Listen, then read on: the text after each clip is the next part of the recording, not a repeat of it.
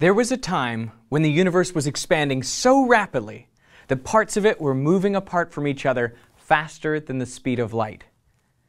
That time is right now. A lot of people make a big deal out of the fact that during inflation, right after our universe burst into existence, the whole universe was expanding faster than light. Now, while that is true, it kind of implies that the universe doesn't normally do that. And it does.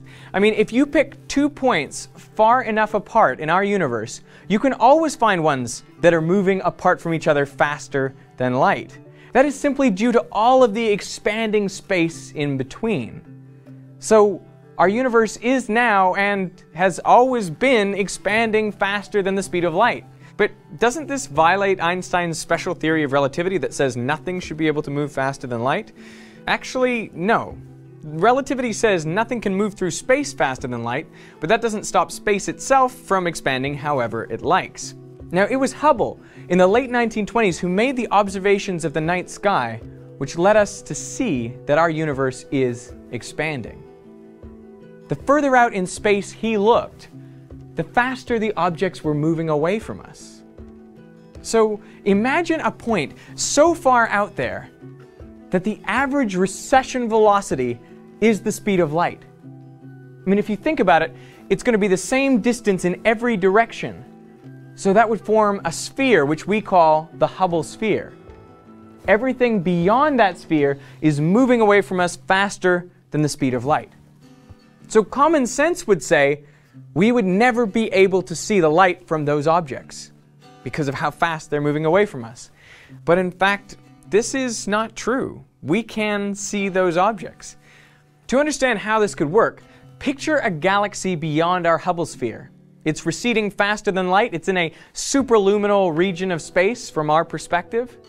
So any light that emits in our direction will actually be moving away from us as time goes on. Well, that doesn't sound very promising. But due to the accelerating expansion of space, our Hubble sphere is actually getting bigger. And if it gets bigger faster than that light can get away, then at some point that light is going to travel from a superluminal region of space into a subluminal region of space, and so it can start making progress towards us. So we can detect it, so we can see that distant galaxy, which is of course now even further beyond our Hubble sphere, but we can see its light. We can detect that it's there. This is remarkable. In fact, all of the photons we now receive from the first 5 billion years of the universe, they were all emitted in regions of space that were traveling at the time faster than the speed of light relative to us. The objects that emitted them were, are, and always have been moving away from us faster than the speed of light. But their light has entered our Hubble sphere and had enough time to reach us, and so we can see them. So the observable universe is larger than our Hubble sphere. It's actually limited by what's called the particle horizon.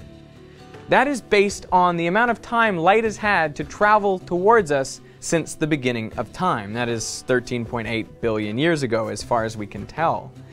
Now, because the universe has been expanding and that expansion has been accelerating, things are much further out than 13.8 billion light years away. I mean, the observable universe has a radius of over 46 billion light years. The diameter is about 93 billion light years.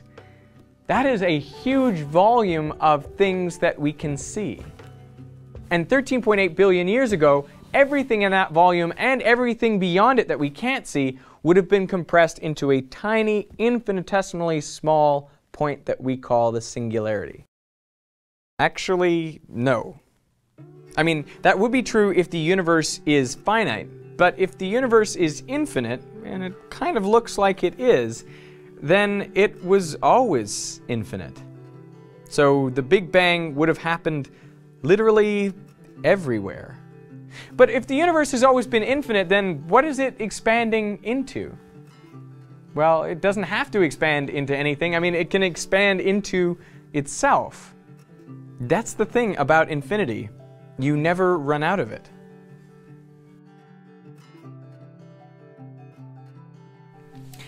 This episode of Veritasium was supported by Audible.com, a leading provider of audiobooks with over 150,000 titles in all areas of literature, including fiction, nonfiction, and periodicals.